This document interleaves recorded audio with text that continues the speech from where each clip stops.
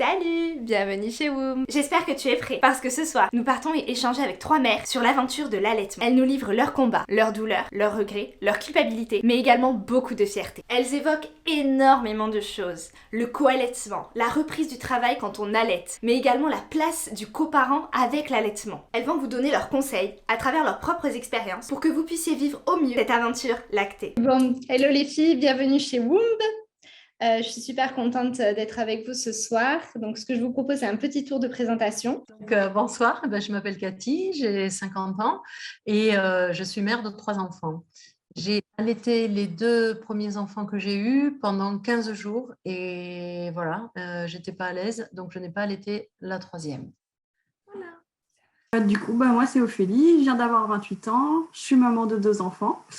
J'en ai une qui va avoir 2 ans demain et puis l'autre qui va avoir 9 mois à la fin du mois.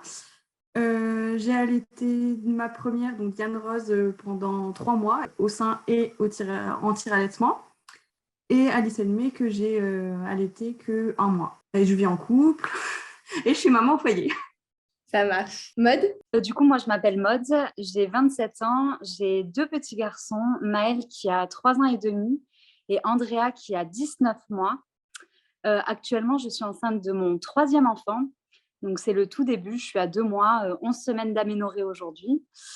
J'allaite depuis 3 ans et demi, depuis la naissance de Maël, et je co-allaite depuis la naissance d'Andrea. Voilà. Moi, c'est Manon, j'ai 27 ans, je suis la maman du petit Kiran qui va avoir 3 ans bientôt, là, dans quelques jours. Et je l'allaite depuis sa naissance. Voilà, je vis avec mon conjoint. Et voilà. Ok, super, ça marche. Merci beaucoup. Donc, je vais vous demander de présenter un petit peu vos histoires, vos parcours de vie. J'imagine que forcément le couple y est mêlé aussi, les douleurs, les appréhensions, la culpabilité. Est-ce que c'était un choix déjà d'allaiter au début? Comment ça s'est passé, la maternité? On va reprendre depuis le début. Est-ce que d'abord c'était un choix? Est-ce que vous en avez discuté avec le papa ou le coparent? Et comment s'est déroulée la naissance et du coup forcément la mise en route de l'allaitement? Alors moi, c'était il y a quand même quelques années, puisque je suis donc maman de 3 enfants et grand-maman. Donc, j'ai allaité mes 2 premiers enfants.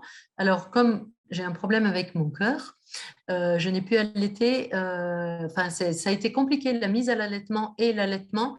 Et du coup, j'ai tenu 15 jours. Alors, j'ai énormément culpabilisé. On fait culpabiliser aussi pas mal, enfin, on m'a fait culpabiliser aussi pas mal de ne pouvoir allaiter, surtout que le passage ensuite au lait maternisé a été très compliqué. Et là, je culpabilisais d'autant plus puisque les enfants, enfin, j'avais pas trouvé le bon lait qui correspondait à mon enfant. Il y avait pas mal de régurgitation, de mauvaise digestion, et du coup, ça a été relativement compliqué. Donc ça, voilà, c'est une chose que j'ai mal vécu. Et du coup, pour ma troisième, quand est arrivé, s'est annoncé la troisième, j'ai choisi de ne pas allaiter parce que je voulais, déjà, il y avait les 2 plus grands à la maison et je voulais pouvoir profiter pleinement et de ne pas revivre non plus une galère par rapport à l'allaitement. Donc, j'ai choisi de ne pas allaiter. Par contre, moins d'immunité, on va dire, transmise par la maman et de nouveau, pas mal de culpabilité et de culpabilisation de la part de l'entourage pour le fait qu'elle était tout le temps enrhumée, sur le fait que si, que là, enfin voilà. Mais moi, personnellement, en tant que maman, je l'ai un peu mieux vécu, si ce n'est voilà, la culpabilisation, mais j'avais un peu plus de temps pour pouvoir m'occuper des grands et de la plus petite. Voilà.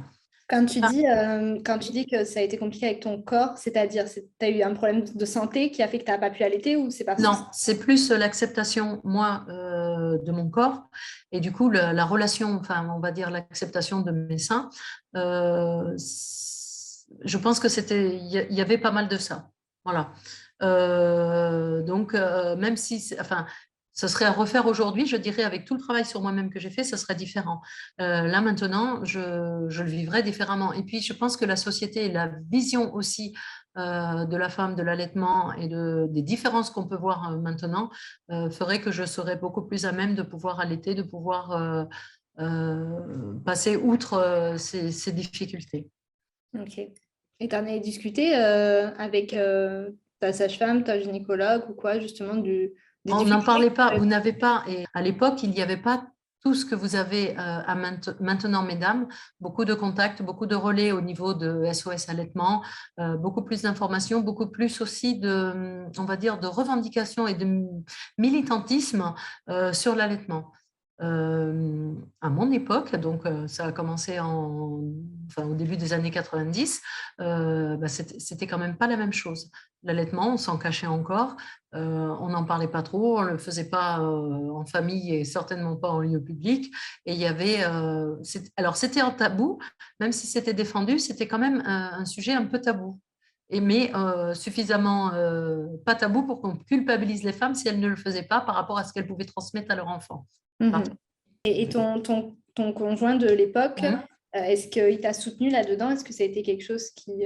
Ni plus soutenu, ni moins soutenu. Voilà, c'était quelque chose de normal. Voilà, c'est tout. C'est pas... Ok. Non, peut-être que je me mettais une pression à moi-même aussi. Moi, je n'ai pas eu cet accompagnement. Voilà, quand il y a des difficultés ou quand c'est bien, ou de pouvoir adapter son emploi du temps. C'est maintenant aussi reconnu au niveau du travail d'avoir un temps pour allaiter. Moi, à mon époque, pas du tout. Voilà, il y a plein de choses qui se mettent en place sur la reconnaissance de l'allaitement et sur les besoins spécifiques qu'il peut y avoir par rapport aux bienfaits que ça apporte. Il n'y avait pas à mon époque, c'était comme beaucoup de choses. Il y avait beaucoup de sujets tabous où c'était naturel, mais on n'en parlait quand même pas. Et donc, du coup, dès que ton premier enfant est arrivé, dans ta tête, c'était sûr que tu allais allaiter. Tu avais cette... C'était une évidence. Une évidence. Okay. Oui, c'était évident. Je ne me suis pas tellement posé la question, d'ailleurs. Ouais. Et donc, il ne prenait pas le sein ou c'est toi qui avais le sentiment de ne pas avoir assez de lait ou qu'est-ce qui... Alors, si, j'en avais, visiblement. À la fin, je doutais, mais je pense que c'était psychologique aussi. Je doutais. Si ça s'est arrêté au bout des 15 jours, c'est parce que j'avais le sentiment de ne pas avoir de lait. Voilà, et je pense que c'est moi qui ne le vivais pas forcément très bien.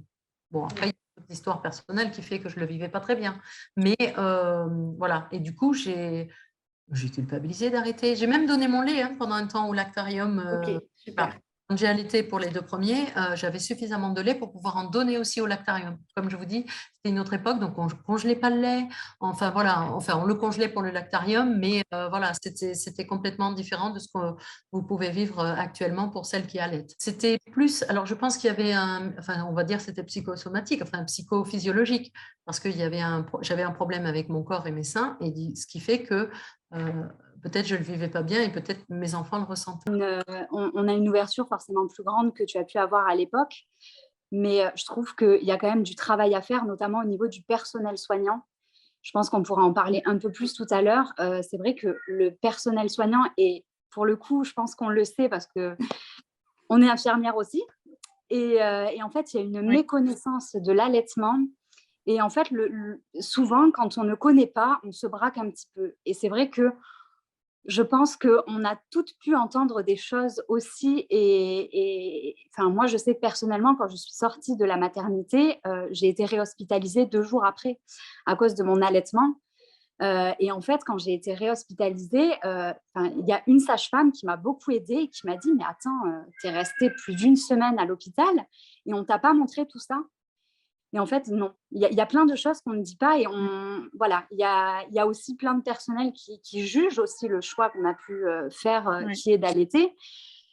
Donc, je pense qu'il y a du travail aussi à faire là-dessus. Du coup, moi, tu veux enchaîner sur ton témoignage Moi, c'est vrai que j'ai toujours voulu être maman depuis que je suis petite. Et alors, c'est drôle parce que quand je me faisais une image de moi, maman, je me voyais toujours donner le biberon.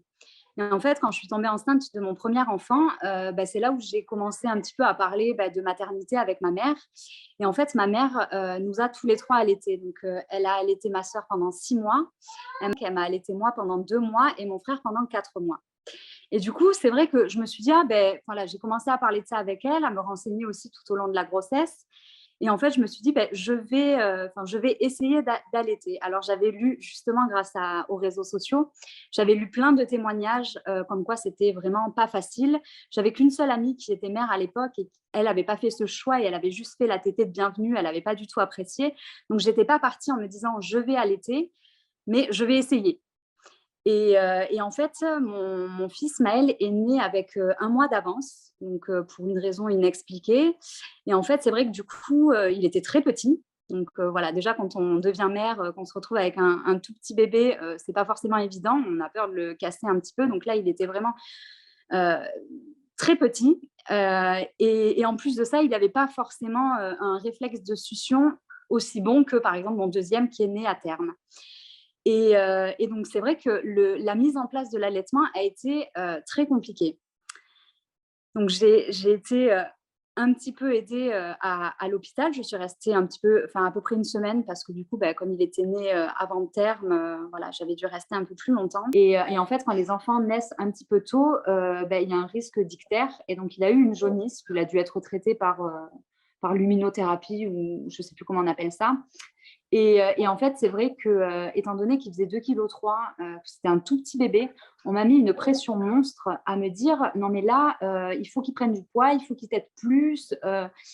Et en fait, on m'a dit là, on n'a plus le choix, il faut lui donner des compléments de lait artificiel parce que sinon, vous ne sortirez jamais de l'hôpital, il ne reprendra jamais son poids de naissance et ça n'ira pas du tout. Et c'est vrai que, comme je disais tout à l'heure, avec le postpartum, le fait que tu sois complètement, en plus c'est le premier, tu es un peu à côté de tes pompes, tu dis OK. Et moi, finalement, Maël avait eu, lors de ma première hospitalisation, il avait eu 2 biberons de lait artificiel que je lui avais donnés. Et je disais qu'avec le recul maintenant et toutes les connaissances que je peux avoir en allaitement, en fait, ça, c'est le conseil, pour moi, sans vouloir être vulgaire, le plus con qu'on puisse donner à une maman. Parce qu'en fait, le fait de compléter avec des biberons de lait artificiel, en fait, c'est absolument contre-productif dans le sens où on se dit bon, il a besoin de lait, j'en ai pas assez, ou alors il grossit pas assez. Donc, on va lui donner du lait artificiel. Mais en fait, ce qui fait qu'on a le plus… Enfin, excusez-moi, j'arrive plus à m'exprimer, mais pour produire une quantité supérieure de lait pour pallier aux besoins de notre enfant, et bien pour ça, il y a une seule chose à faire, c'est la succion, c'est le fait qu'il tire. Et donc, en fait, le fait de le compléter avec du lait artificiel fait qu'il n'aura pas ce besoin de téter parce qu'il sera rassasié avec son lait artificiel. Et en fait, on va produire moins de lait. Et c'est pour ça que j'entends souvent des mamans qui… j'ai vu souvent ces témoignages sur Instagram et que je trouve absolument… ça m'horripile quand j'entends ça parce que je me dis c'est de la désinformation et c'est vraiment tirer une balle dans le pied des gens. Et on leur dit, oui, là, vous êtes un peu plus faible, il y a un pic de croissance, il s'énerve, il n'a pas assez de lait. Donc, donnez-lui un petit complément de lait artificiel et puis le lendemain, ça ira mieux. Mais en fait, non, ça n'ira pas mieux parce que moins l'enfant va tirer et moins on va produire de lait. Donc, en fait, de compléter avec du lait artificiel, c'est ce qui peut justement ruiner un allaitement. Et quand ça vient du personnel médical, je trouve que c'est vraiment dommage, quoi. Et en fait, finalement, quand je suis sortie de l'hôpital, je me suis rendu compte qu'à part l'allaiter en position, on appelle ça la madone, en fait, on m'avait montré aucune autre position. Et finalement, les positions, j'ai appris bien plus tard que c'était très important, notamment pour éviter toutes les complications qui peuvent être liées à l'allaitement, comme les mastites. Et en fait, c'est ce que j'ai fait. Donc, je suis sortie de l'hôpital le samedi. Et en fait, la première nuit, j'ai eu plus de 40 de fièvre. Donc, je me suis dit, ça va aller. Et puis, j'ai attendu un jour de plus où la fièvre ne baissait pas. Et puis, j'ai fini par retourner à l'hôpital. Et en fait, j'ai été réhospitalisée. Donc, j'ai fait ce qu'on appelle une lymphangite. Donc, c'est comme une mastite. Et c'est un canal qui était tout simplement bouché parce que voilà, mon fils ne tétait pas assez. Donc, c'est vrai qu'on m'a mis une pression monstre à l'hôpital. J'ai un gynécologue qui est venu, mais alors je m'en souviendrai toute ma vie, qui est rentré dans ma chambre. Alors, au début, je ne savais pas trop ce que j'avais. Et en fait, on m'a vraiment dit il faut arrêter l'allaitement parce qu'on va devoir vous donner des antibiotiques et ce n'est pas adapté à l'allaitement. Et donc, pendant… mon fils a eu un biberon, je sais, à l'hôpital. Et en fait, très vite, justement, j'ai pu prendre contact sur Internet avec… alors, je ne sais pas comment ça se dit, corrigez-moi si je le dis mal, mais c'est la Leach League, où en fait, on peut avoir des conseils de médecins qui, pour le coup, eux, sont formés en allaitement et donc qui m'ont dit non, mais avec le traitement que vous prenez, c'est pas du tout, ça ne nécessite pas du tout un arrêt de l'allaitement. Et donc, je m'étais un peu affirmée face au gynécologue et je me souviens qu'il était rentré dans ma chambre en me prenant complètement de haut et il m'avait dit… en soi, parce qu'il était assez vieux, il m'avait dit en 40 ans de métier, si vous savez ce que je pense de l'allaitement, c'est une vraie connerie, ça n'entraîne que des complications. Alors, je me dis, j'étais vraiment très mal à ce moment-là. Et d'avoir un tel discours, qui, pour le coup, est hyper moralisateur et culpabilisant, quoi. J'avais trouvé ça, mais d'une grande violence. Et donc, j'avais quand même tenu bon. Il y avait des sages-femmes qui étaient très bienveillantes, heureusement, à cette maternité et qui m'avaient soutenue, en fait, dans mon choix de continuer mon allaitement. Et je ne regrette pas parce qu'aujourd'hui, mon fils a 3 ans et demi et il est toujours allaité. Donc c'est, voilà. Après, je n'avais pas prévu en devenant mère d'allaiter aussi longtemps mes enfants. Je m'étais dit, bon, allez, je vais faire 2 mois. Et puis au bout de 2 mois, je pense qu'on est beaucoup dans ce cas-là. On se dit, bon, allez, 6 mois, c'est bien. L'OMS, il dit 6 mois, c'est super. Puis après, bon, on continue. Et voilà. Et finalement, je suis toujours en train d'allaiter mes 2 enfants. Et ça se passe très bien. Et comment se déroule le co-allaitement du coup? Alors, le co-allaitement, c'est pareil. C'est pas évident d'assumer. Alors, je sais que je dis pas forcément dans la vie de tous les jours que j'allaite encore mon grand, parce que c'est quelque chose qui est très mal vu. Mine de rien, souvent, on a des remarques genre mais Bon, il n'y a plus besoin de lait, ça sert à là, quoi? c'est malsain. J'ai vu des commentaires sur Facebook. C'était sur une publication, depuis combien de temps vous allaitez, tout ça, et j'ai regardé un commentaire, il y en a une, elle mettait, j'allaite mon fils de 6 ans et sa sœur de 4 ans. Et les commentaires, c'était du style, non mais le gosse à 6 ans, à ce stade-là, c'est de la pédophilie. Donc voilà, je trouve qu'il y a quand même un regard sur... Mais vraiment, en plus, les mots sont absolument mal choisis. Enfin, je ne connais pas la définition pour sortir de tels propos, mais voilà, je trouve qu'il y a quand même... Et puis, on passe un peu pour des hippies complètement antisociales qui sont un peu contre tout, mais ce n'est pas être contre tout, c'est un choix qu'on fait, un choix qui est personnel et qui est tout aussi attestable. Enfin, moi, je ne juge absolument pas les mamans qui n'ont pas fait ce choix d'allaiter.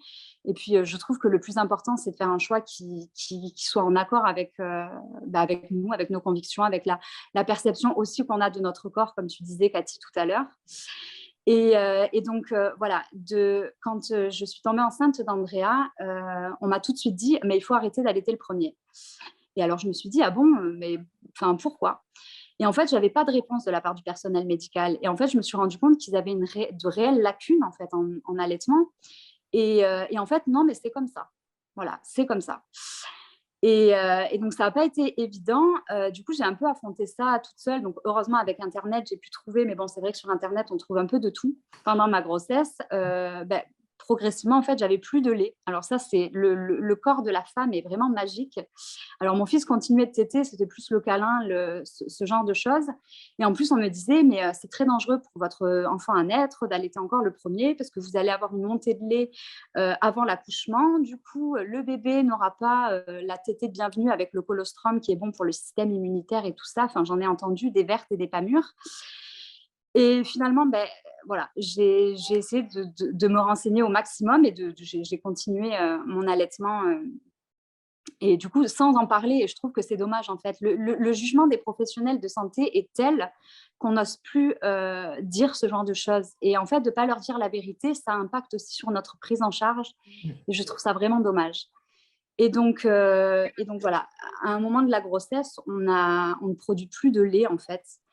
Et donc, moi, ça n'a pas empêché que... Je sais qu'il y a des enfants qui se sevrent naturellement quand ça arrive parce qu'il n'y a plus de lait. Donc, voilà, ils n'en ont plus spécialement envie. Mais moi, ça n'a pas été le cas pour moi. Et en fait, le corps humain est magique parce que c'est quand j'ai accouché qu'en fait, ma montée de lait est venue. C'est l'accouchement qui déclenche vraiment en fait, le processus. Et donc, voilà, quand j'ai accouché de mon deuxième... mon allaitement s'est extrêmement bien passé, contrairement au premier. Ça a été finalement d'une facilité vraiment. J'étais très sereine, je me posais moins de questions. Et en plus de ça, je n'avais pas toutes les difficultés finalement de la montée de lait. Parce que la montée de lait, c'est des seins qui vont exploser, c'est le tire-lait à gogo, c'est des mastites à répétition, c'est ce genre de choses. Et alors moi, je n'avais pas ça parce que si j'avais les seins qui tiraient un peu ou si je voyais que mon bébé dormait, qu'il n'était pas en proie de tétée et que j'allais exploser, je sais que j'avais le grand qui pouvait me soulager. Donc ça a été super. Alors, il faut savoir qu'on dit toujours que le lait maternel s'adapte à l'enfant. Et alors là, on se dit, mais il y a 2 enfants, comment ça se passe ? Alors, ça s'adapte en fait aux plus jeunes. Mais ça n'empêche que c'est pas mauvais pour le premier pour autant. La preuve, mon fils est en parfaite santé. Et voilà, donc là, comme j'entame une troisième grossesse, c'est une question que je me pose aussi. C'est poser aussi la question du sevrage pour mon plus grand parce qu'allaiter 2 enfants, allaiter un enfant, c'est déjà très fatigant. En allaiter 2, c'est très fatigant aussi. Donc 3, j'ai un peu de mal encore à me dire que voilà, que je vais allaiter 3 enfants. Après, j'ai pas forcément envie de brusquer non plus le sevrage avec Maël. Je me dis, il est pour rien dans cette grossesse. Et voilà. Et c'est un peu compliqué encore, mais je me dis que peut-être justement le fait de plus avoir de lait progressivement dans ma grossesse, peut-être que de lui-même, il va arrêter de téter. Ça, l'avenir nous le dira. Mais je me fais moins de soucis et je me pose moins de questions parce que maintenant, je le sais. Mais je trouve ça dommage de ne pas avoir pu être rencardée finalement par le personnel qui est là pour ça normalement. Voilà. Et tu es incroyablement forte parce que moi, j'aurais été dans ta situation, j'aurais écouté les professionnels de santé, j'aurais dit, OK, danger pour mon bébé, OK, j'arrête. Et toi, tu as eu la force d'esprit de se dire, non, mais attends, je vais aller me renseigner parce que leur réponse, elle n'est pas cohérente, etc. Et je trouve que c'est très fort parce que honnêtement... Après, je me dis finalement, en fait, je n'aurais pas été infirmière. Oui. Je ne sais pas si j'aurais agi de la même manière, en fait. Parce que justement, quand tu es infirmière, tu as quelques notions. Moi, je suis passée en gynécologie donc, dans mes stages. Donc, voilà, j'ai appris des choses aussi sur l'allaitement, même si c'est des choses très basiques finalement qu'on nous apprend. Et en fait, j'ai un regard beaucoup plus critique envers le personnel parce qu'on se rend compte que même nous, en tant que soignants, en fait, on ne sait pas tout. Et c'est vrai que dans les réponses que je pouvais avoir des personnels de santé, je voyais bien que j'avais ce même regard, moi, quand j'y connaissais rien. Et donc, voilà, j'ai préféré fouiller un peu. C'est vrai qu'il y a plein de choses, en fait, de nos jours qui nous permettent d'avoir des réponses à nos questions, et notamment les médecins et les sages-femmes de la Leech League qui ont pu vraiment m'aider là-dedans, et les réseaux sociaux qui m'ont beaucoup aidée, parce qu'en fait, je me suis rendu compte qu'il y avait beaucoup de mamans qui co-allaitaient. Alors, on n'en voit pas partout non plus, mais sur les réseaux sociaux, j'ai pu trouver une dizaine de mamans qui co-allaitaient leurs enfants, et en fait, je me suis dit, mais si, en fait, c'est possible. Et c'est vrai que ouais, ça m'a pas mal aidée. Et là, le fait d'allaiter 2 enfants actuellement, moi, je sais que j'allaite mon bébé et c'est une charge mentale quand même. Des fois, tu te dis, oh, je suis fatiguée. Tu vois, 2, faut être tout le temps. Ça demande une grande disponibilité quand même. Alors, oui et non, dans le sens où toi, ton fils, il a pas encore 1 an. Donc, si tu veux, en fait, passer 1 an, c'est plus tout à fait la même chose. Moi, mes 2 enfants sont diversifiés. Ils ont plus... Si tu veux, c'est plus un besoin vital d'avoir tant de lait le soir, tant le matin. Et du coup, c'est vrai que, par exemple, ce soir, j'ai pas allaité les enfants. En ce moment, je suis un petit peu fatiguée. Là, aujourd'hui, j'ai essayé de me reposer. Je les ai allaités ce matin. J'ai allaité Andrea un petit peu en début de soirée, avant le repas. Et je ne l'ai pas fait le soir. Donc voilà, j'arrive à leur expliquer, en fait, tout simplement qu'il y a des moments où je leur ai parlé de ma grossesse. J'ai expliqué notamment à mon grand que voilà, il y avait des moments où j'avais besoin de plus prendre de temps pour moi. Et ça, ils le comprennent tout à fait. Donc voilà, c'est vrai que voilà, je m'écoute beaucoup, en fait. Donc ça va. Ophélie, je te laisse... Oui, alors moi, contrairement à Maud, j'ai écouté le personnel médical. Et du coup, j'ai commencé Rose, du coup, quand elle est née, c'était il y a 2 ans. Dans mon entourage, il n'y avait personne qui était maman. J'étais la première, mes copines et tout n'étaient pas maman, donc j'avais aucun repère, entre guillemets, à part ma propre maman, du coup, qui, elle, nous a pas allaité. Et pour moi, en fait, quand je suis tombée enceinte de Diane Rose, il était hors de question que j'allaite. Le biberon, c'était très facile. Un petit peu de poudre dans du lait, et puis hop, hop, hop, c'est parti. Et puis, en fait, pas du tout. En fait, quand j'ai accouché, j'ai fait non, en fait, je vais l'allaiter. Et puis, moi, j'ai eu un allaitement qui a commencé nickel. La petite, elle est sortie, je l'ai mise au sein, elle a tété direct. 2 jours après, j'avais une montée de lait énorme. J'aurais pu nourrir tous les prématurés de l'hôpital, je pense. Je pense que toutes les mamans rêveraient d'avoir une montée de lait comme ça. Et à l'hôpital, on a commencé à me parler de tire-lait, de biberon, de donner l'allaitement. Enfin, je ne comprenais rien. Moi, j'étais là, mais je viens d'être maman il y a 48 heures. On parle déjà de tire-lait. Les autres me disaient, non, il ne faut surtout pas utiliser un tire-lait. Enfin, j'étais pas du tout renseignée sur le sujet, sur l'allaitement et tout, puisque j'avais décidé de ne pas allaiter, donc je ne m'étais pas renseignée. Et puis, enfin, je m'étais dit, de toute façon, je verrai à la naissance, ça sera facile de toute manière. Et puis, bah, pas du tout. Bah, moi, par contre, j'ai eu un allaitement ultra facile. J'ai mis Diane Rose au sein. 3 semaines après, elle avait pris 1 kilo, tout roulé sur. Enfin, franchement, c'était vraiment l'allaitement de rêve. Je suis rentrée à la maison. Bah, j'ai continué comme je faisais à l'hôpital. Dès qu'elle demandait, je la mettais au sein. De toute façon, c'était le Covid, donc bah, pas de visite, rien du tout. Toute la journée, boobs à l'air. C'était open bar à la maison, hein, de toute manière. Et ça marchait hyper bien. J'ai juste fait une mastite pendant, je crois, peut-être 1 mois et demi après, parce qu'avec le pic de croissance, elle était tout le temps au sein. Enfin, je sais plus, j'arrivais plus. Enfin, comme j'avais une grosse production de lait, j'arrivais plus à la réguler. Enfin, c'était horrible. Il a fallu que je me serve d'un tire-lait, mais sauf que je savais pas faire marcher un tire-lait. Moi, vous savez, on m'a donné les gros tire-lait de pharmacie, là, les trucs qui marchent pas en fait, parce qu'on m'a demandé quel modèle je voulais, mais j'y connaissais rien. Enfin, vraiment un accompagnement vraiment un peu de merde. Et du coup, bah, j'ai continué comme ça, ma mastite est passée. J'ai continué à allaiter Diane Rose, sauf que j'étais en dernière année d'école d'infirmière et il me restait juste le stage pré-professionnel à faire. Et là, quand je suis arrivée en stage, bah, l'école m'a dit, ben non, en fait, vous n'allez pas allaiter en stage, surtout vous allez au bloc opératoire en stage. Et déjà, c'est quasiment exclusivement masculin au bloc. Voilà. Et bah, le bloc, ils m'ont regardé, ils m'ont dit, bah, c'est pas un endroit approprié pour tirer son lait. Enfin, 1 heure comme ça à te donner pour aller tirer ton lait, bah, en fait, non, c'est 1 heure de ton stage perdu. Enfin, bref, donc du coup, bah, j'ai dû sevrer Diane Rose 3 semaines avant de commencer le stage. Donc, j'ai tiré mon lait pour essayer de faire des stocks.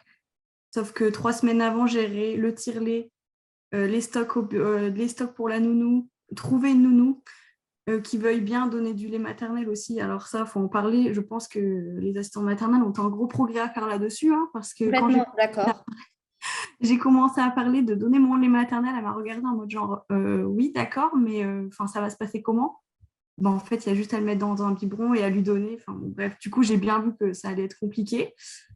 Donc, premier biberon, j'ai donné du lait maternel pendant 1 mois, sauf que entre le stage, tirer son lait, mais pendant 8 heures, ne pas pouvoir le tirer, et Diane Ross qui faisait ses nuits, clairement, la lactation a commencé à se tarir, bien que je pense que j'aurais pu continuer longtemps l'allaitement.